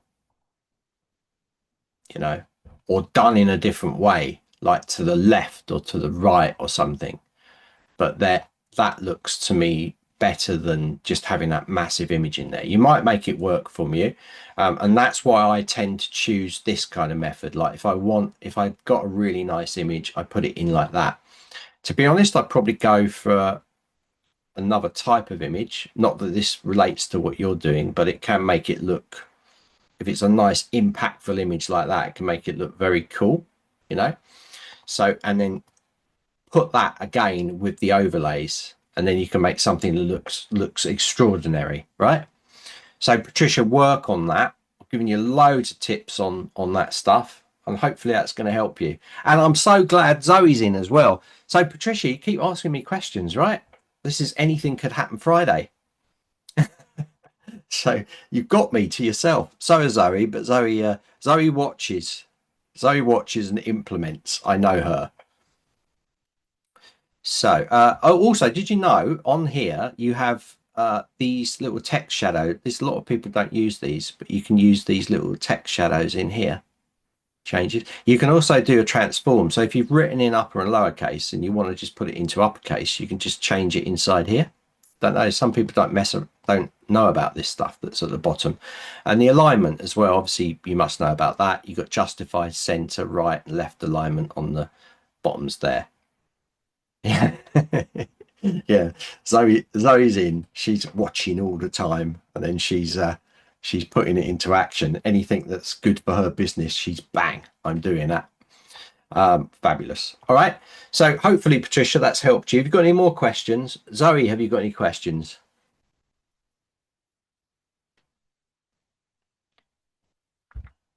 No. No. Okay. All right. So while we're in a page, I was going to do the funnel, but I think I'm going to do that in part 2. So I'll talk about the automations. I'm going to talk, I don't know if we're doing it this year. Generally, right, every year for the last, I think 2 years, Kevin's run a Black Friday special offer thing, promotion to get your Black Friday offers ready, to get people to come in and sell. So then he did one for the new year last year as well. And I'm not sure if we're doing it this year. So what I'm going to do is I'm going to basically work along the same lines. I'm gonna change it up a bit the way I'm doing it, but I'm going to change it up. And in sessions 2, I'm going to show you a whole build for a lead generator for a special occasion. So Patricia's all right at the moment. Fabulous. Yeah, for a special occasion like New Year, like Black Friday. And I'm going to change the way that it's done. It's going to be super, super quick, but it's going to allow you to put something together right now and get it ready. And if Kevin does run that challenge, then he will run it, and you can probably run off the back of what I've done as well. So it could be really good for you. I'm going to do that in session 10 at 12 till 2. So Zoe's got nothing at the moment, but you know why you don't know. But yeah, you're always learning something along the lines. So I don't know, Zoe, did you see the bit on system emails? Check it out, the beginning part. It's making a cart abandonment and these emails, and we did the also we did the donation button as well. So we did 2 of them. Right, okay. So I'm going to move on now. So we've looked at that. We've looked at image placements in the background. We've looked at resizing. We've looked at column layouts. We've done quite a bit already, and it's only like an hour and a half in. Now, what I want to do is I want to add a little bit of kind of showing you a little bit in Canva and how to kind of animate things. Yeah, so Zoe's going to watch that bit. Fantastic. Yeah, it might be useful to you. So I know that you like to keep up with these things. All right, so what I want to do is I want to run and do a little bit of a Canva workshop. Now, you guys know me. I'm not really, I use Canva, but professionally I use Illustrator and Photoshop, right? That's my go-to tools. So I'm a little bit kind of rusty inside Canva, but Canva is one of those programs that's that's very easy to use. And that's why a lot of people use it. It's really, really good for a lot of things, and you can produce things really quick. And I found that I've been using it a bit more to produce some of the stuff that I do for Zenler, because it's pretty basic, this stuff that I'm doing for Zenler, right? So inside Canva, if I can do it, it's ultimately quick. You can share the files. People haven't got to have Photoshop, expensive software and these things. So, or that have the technical challenges that you have with a program like Photoshop. So Canva makes it really easy. And also means that I can share the stuff with you guys, because all of you have got Canva accounts, right? All of you. Zoe has. Patricia, have you got Canva? If you haven't, get it, even if you use the free version. So we're going to jump into Canva, and I'm going to produce a little bit of a graphic and just show you how to animate and uses of it as well.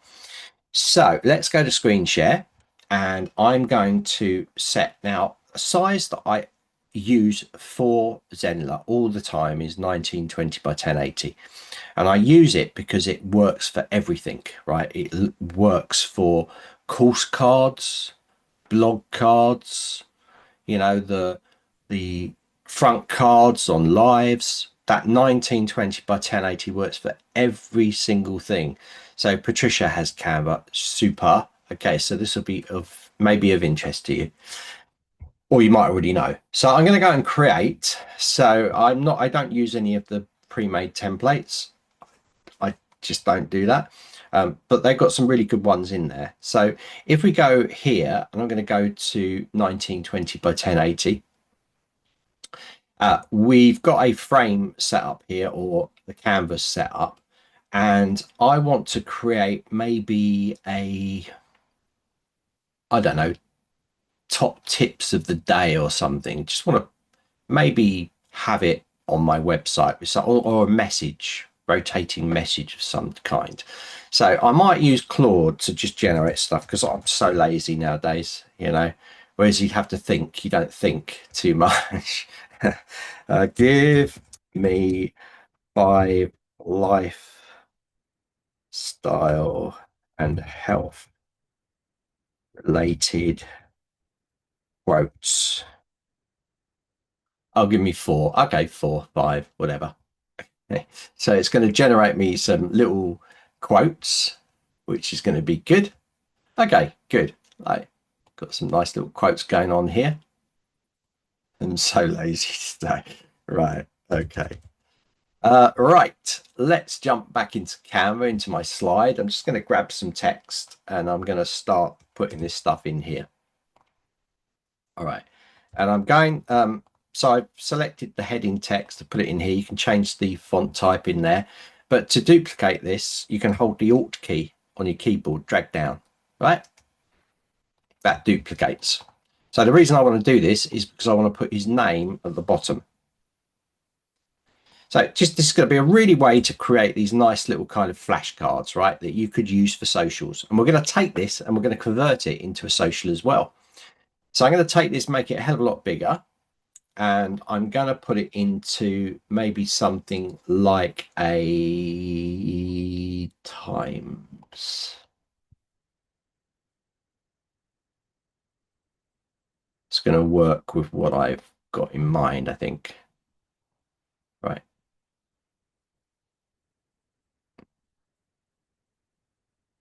I'll leave that down the bottom. Okay. Now I'm going to make the color of this text white.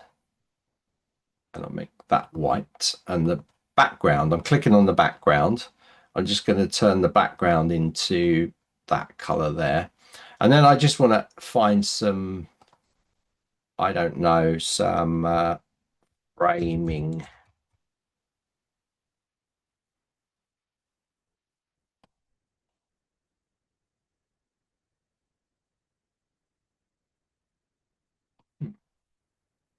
That might be,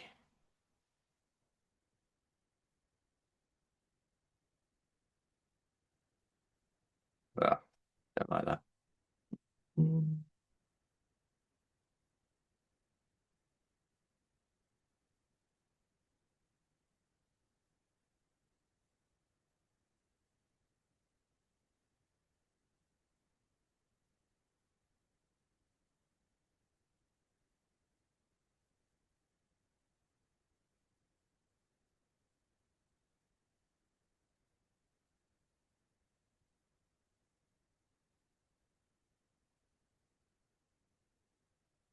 Right, let's take something like that, spin it round.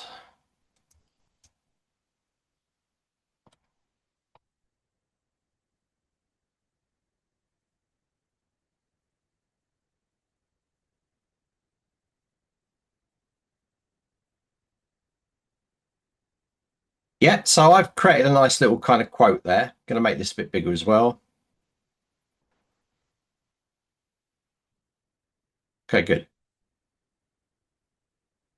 Right, so now I'm going to just duplicate and we're going to jump to the next one.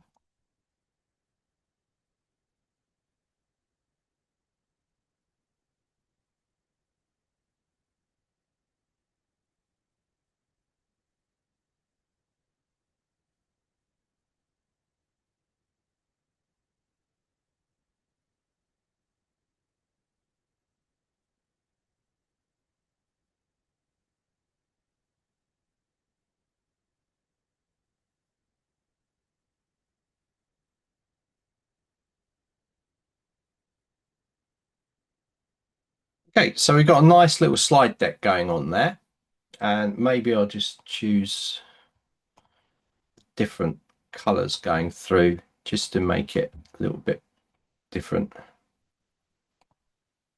Right, so I've got 3 lots going through here. Okay, pretty simple. So I could export each of those out, but I could also export them out as a video as well so that they play. But what I want to do is I want to animate this text. So I'm going to be selecting the text and I want to animate it. So I just shift to select the text. I'm going to click animate. And this is going to give you these kind of effects going on. And you can choose whatever you like here. That's quite nice. So I want it to only do this on, you can set it to both. So when it comes into the slide, it creates the animation. That's called on enter. And when it leaves the slide for the next slide, that's called on exit. So if you've got both, it does it when it comes into the slide on enter, and it does it at the end on exit. So if you want the slide to appear on the first slide, then you only want to do this animation effect on the exit. So this is the first slide. Don't do it on both when you come into it. So when the page loads, it has this that comes up. Then after a certain amount of time, it will then go to the next slide. So I'm going to just start animating this stuff as I go through. And notice I'm not animating the side bits. So I'm going to choose a different one for this one. Maybe we just use pop for that one. On this one, I'm going to use it for both because it comes into the slide and out of the slide. And on this one, I'll do it for both as well. So once again, I'm going to pick both of these and choose that. So now we've got these effects going on. And you can see up here, when I click on here, it tells you the duration of that slide. So if I come into here and I set this for maybe 3 seconds, it'll only be on this slide for 3 seconds. Okay. Like that. And like that.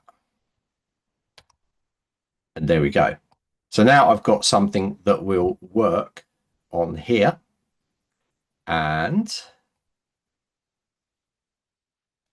you can switch to the slides individually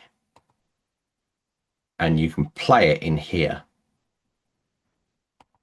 So if you click that, once you've set up animations, if you go to duration down the bottom here, it's going to allow you to play it. So this is what's going to happen.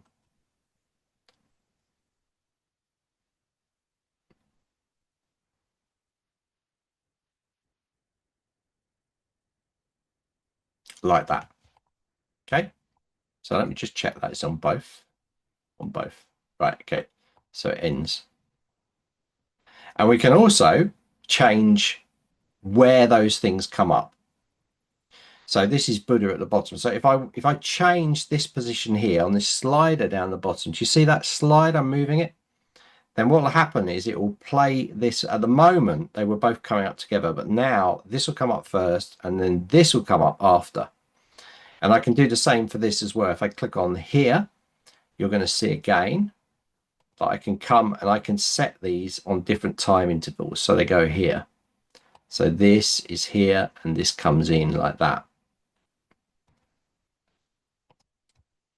You can see them there. Yeah. If you select them, you can see them and you can change them when they come in.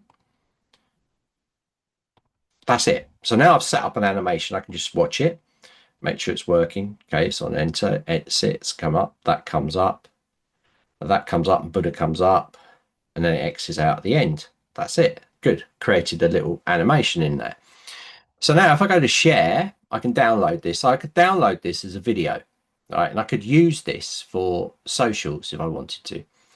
But this is not the right size for a social, so I'm going to show you how to change it in a minute. But I can also save it out as a GIF file. That's going to be a repeating.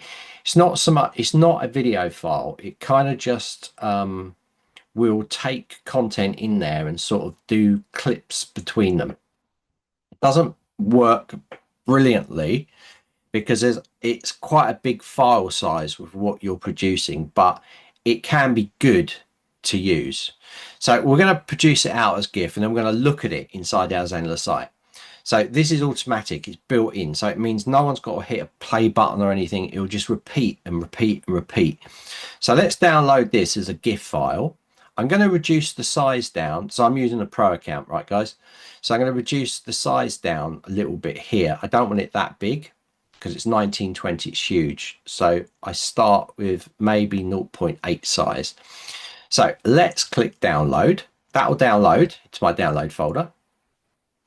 It might take a little bit of time there because there's quite a lot going on. 3 seconds, 3 seconds, that's 9 seconds for a GIF file. It does get big in sizes really quick, so be careful. But we could also download it as a video file as well, right? So let's download this, and then I'm going to show you how to convert this into social media post really quickly that you can then use for your social media. So you can put your logo in there, you can post that straight away. And we'll also look at adding sound because Canva's got a sound library built into it, I think, as well.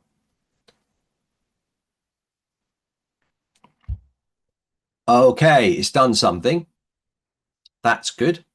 It's put that there. You can see that. I'm going to just throw that onto my desktop. Let's throw it into there.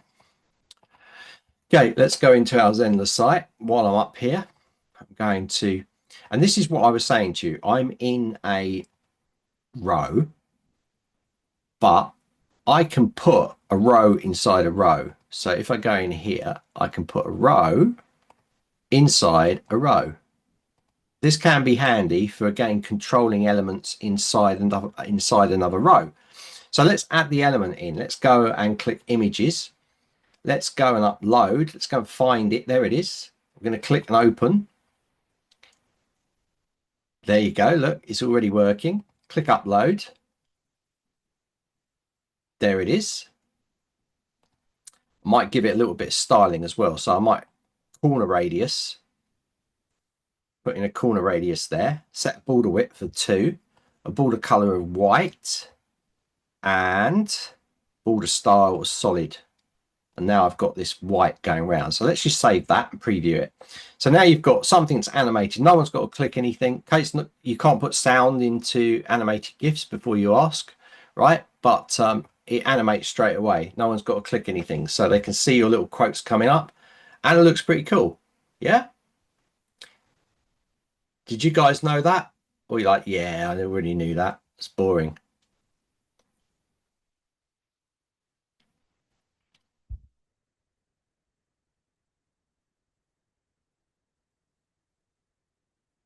Yeah, and what I'll do is I'll share that with you as well. So I'm going to share that Canva template with you guys. I'm going to download. Oh, no, not going to download. I'm going to create a template link so you guys can use it. So let's create a template link, drop it in there, and then you can play around on your own. So there, oh, brilliant. There we go. So Patricia's put in there. So that's the template link for that file that you just looked at. Right. So what do we do if we want to do this for a different size? So if you've got a Pro, you can resize in here. Okay. But we're going to pretend we haven't got that. So we're going to go in Canva again, and we're going to choose a popular size for social media. So Instagram stories, Instagram posts, you've got the YouTube video size. You know, you can select these from here. This is YouTube landscape inside here. I would do my own. Okay. So instead of 1920 by 1080, I do 1080 by 1920. That's going to give me a blank canvas like this. So all I'm going to do is I'm going to come to the first slide. I'm going to copy this content, copy. I'm going to jump across to here and I'm going to paste. And it's pasted in there. At the moment, I'm not touching anything else. I'm now going to grab this background. So I'm just clicking the background. I'm copying that and I'm going to put it in there. Right. Now I'm going to duplicate this slide. Let's duplicate, and I'm going to repeat that process. So I'm going to go to this next slide here. I'm going to go across. I'm going to copy it. And I'm going to delete out what's there. Don't need that. That's the new one. And I'm going to go back to here. I want that background. So I'm going to copy that. So all I'm doing is duplicating what I've got here. Delete that one out, drop that one in. Again, duplicate again. You could just add if you wanted to as well. I just get in the habit of doing the same thing. So I've deleted it out before in this particular case. So I'm going to go in there, copy that, copy, jump back in there, paste, back to here, copy, paste, and there we go. So now what I want to do is I want to move these into said positions. Let's put it more in the middle because it's going to show in your Instagram or stuff in the middle. So I'm going to put it roughly there, and then we'll put that in the middle of it all. Oh, I didn't grab the name, doesn't matter. Okay, now I'm going to copy these. So I'm holding the shift key while I select them, copy, and I want to get the same position in each one. So I'm deleting these out, pressing Control V, be in the same position. So little speed saving tips for you. There we go. Now I'm going to take these two,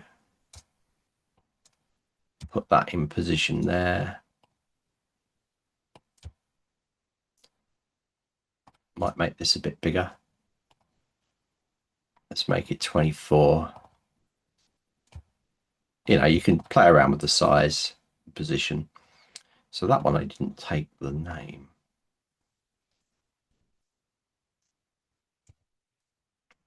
Put that in the middle there. There. This one, I didn't take the name.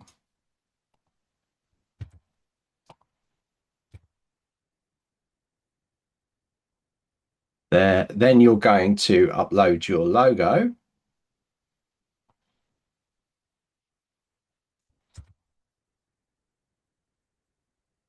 Oops. And then you probably put your website link down there.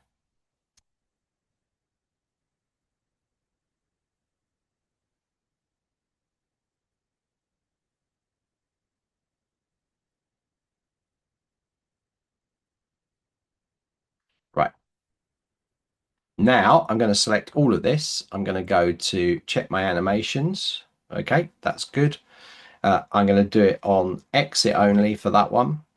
I'm going to check animations in here. I think we've already got them all set, but I like to just go back through them. And I'm animating everything in this one. So that's what we've got on both. On both.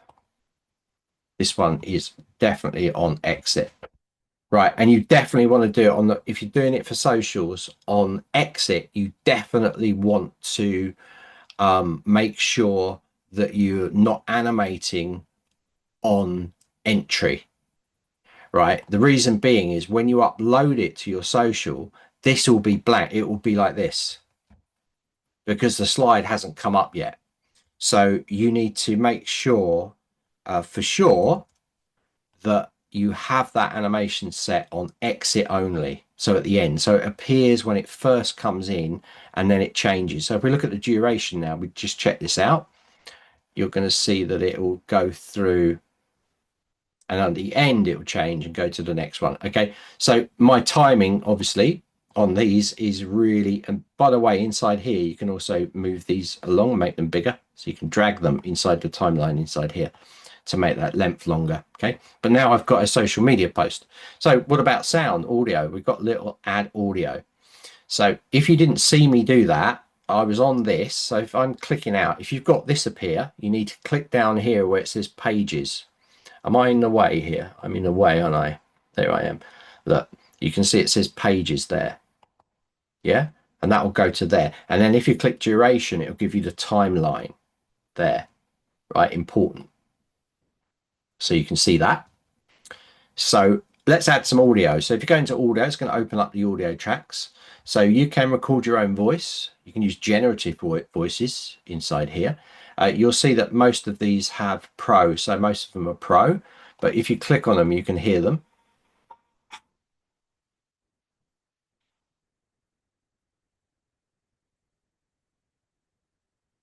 So, and it's a simple case that you can just drag them in when you're using them, if you put it in there, Jay, I can just drag them and click them into here. And what will happen is this is the track length. So you can pull it back if you wanted to add another track in there. But that's now got music going behind it. So if we play that,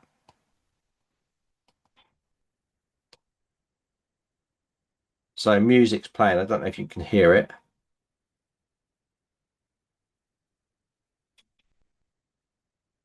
Right, and that's it. So now what I can do is I can go share, download, MP4 for all the pages. You can, by the way, you can also select it to, let's go all pages. You can download pages as separate files. So if you did that, this would be one video, this would be another video, and this would be another video. If you do it all pages, they'll lead all into one as one file. So if I click download to that, that will now download at a good size for most social sites. Yeah, TikTok, Instagram, YouTube Shorts. And you can use this, and that's all been created from this card that you created. So what I'm trying to get across here is reusing stuff can save you a ton of time, right? And that's what we're trying to do. So now it's downloaded. I have that here, and if I open this up, you're going to see that it will got the music going behind it, and you've got that animation going up, and you can just throw that into your social site. As simple as that. All right, guys, was that helpful for you? So as Zoe's saying, I knew about animations, but it's the extra tips about rows inside rows that I hadn't thought of. Yeah, exactly. I've done quite a lot of things on these sort of animations and things like that inside Canva, but it's good to know, it's really quick. And I think even in here, like the recording your own voice can be really cool as well, because you can basically record along with the video as it's playing. So you can sort of use it as almost like a teleprompter, and then that voice, once it's recorded, will go straight into the track as well, which is pretty cool, I think, inside there. So other things you can do inside Canva, we're going to have a look this afternoon. We're going to be jumping into Canva to create the assets for the funnel system for this sort of special offer that we're going to set up at 10 o'clock. Guys, I really hope you loved the morning session. We've got jam-packed stuff going on. Mid-session is going to be this funnel creation. Don't know how long it's going to take. Should be under 2 hours comfortably, right? And that starts in 2 hours time, Patricia. So glad I was there today. You guys are the best. Oh, thank you, Patricia. We love questions as well. So if while I'm off air for 2 hours, you think of a question, put it in there. Have a look at your site. Think, oh, that doesn't look right, or this doesn't look right, or how can I do that better? Put it in today. Today is a really special day. It's like anything goes. I'm making this stuff up, right? So no, there's absolutely no scripting for today. Like I said, anything could happen. I will take your suggestions on board. If you say, no, don't bother doing a funnel today, I want you to tell me how to do this, then I'll do it, right? So it's a real good chance. And you guys are coming in the morning session, so you can dictate how today goes, right? It's up to you. I'm here for you. If you want me to do site audits, I don't mind doing that. I had a quick look at Patricia's. Maybe that's the first thing I'll do. I'll just do a little site. If you don't mind, Patricia, can I do a little bit of a site audit on your site? Maybe point some things out. That could be really useful to you. Zoe, I don't mind doing the same for you. I've seen your site a few times. You're more experienced on here. But Patricia, if you want me to go and do like a live audit, then it could be quite good. And maybe you will have made some of those changes when I come back, done something with that image when I next look. Ah, you've already done something with your image. That's superb.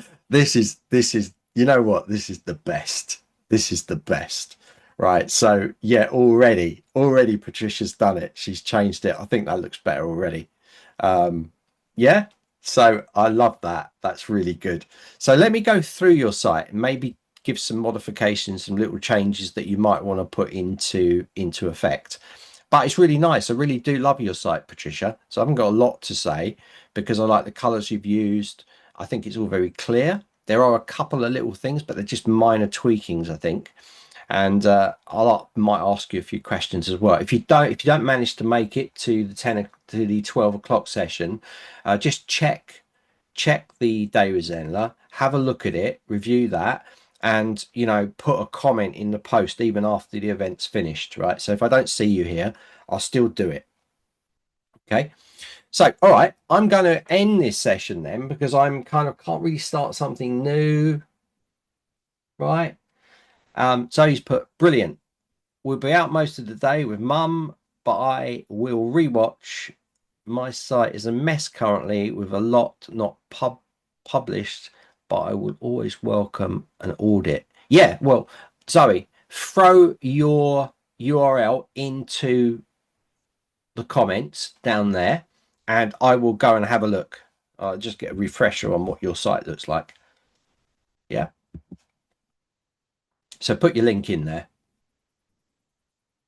Right, this is not like if I've asked you to put your link in there, right? Put your link in there. This is not a free for all for you to start self-promoting inside this post, right? Just so that you know. Zoe can put it in there. Patricia's already put it in there, and I'll do an audit on things. There's always little things, and sometimes it's just my opinion. I'll tell you why. I'll back it up with why, but so you might not want to take it on board. Certain things. If you're here, it's really good because I can ask you a question. Why did you do that? What was the thinking behind it? And then this kind of starts a conversation. But I think it's a really good idea for fresh people to look at your site and give their honest feedback on what they think, because it's all out of love, right? It's all to try and get you to your sites to be better and for you to make more sales. That's why we do it. Zoe, drop your link in there. All right. So otherwise I'll have to find it. Oh, there it is. Yes. Good. Right. Okay. I can have a look at that as well. So I'm going to have a look at that in the 12 o'clock session. We've got 4 minutes until the end of this one. So I'm going to end this session now and I'll see you guys in about 2 hours, 3 minutes time, and I'll do the audits first, and then we're going to break into funnel production for special offers. Any old special offer you can use this same thing for. See you later. Thank you, Zoe. Thank you, Patricia, and thank you, Pauline, for adding loads of great comments in the chat. And Patricia, special because you had some really good questions in there, so it gave me stuff to do, which is always good. Zoe, always a pleasure to see you and Pauline as well. So I'll see you soon. Take care. It's a bit too early for lunch.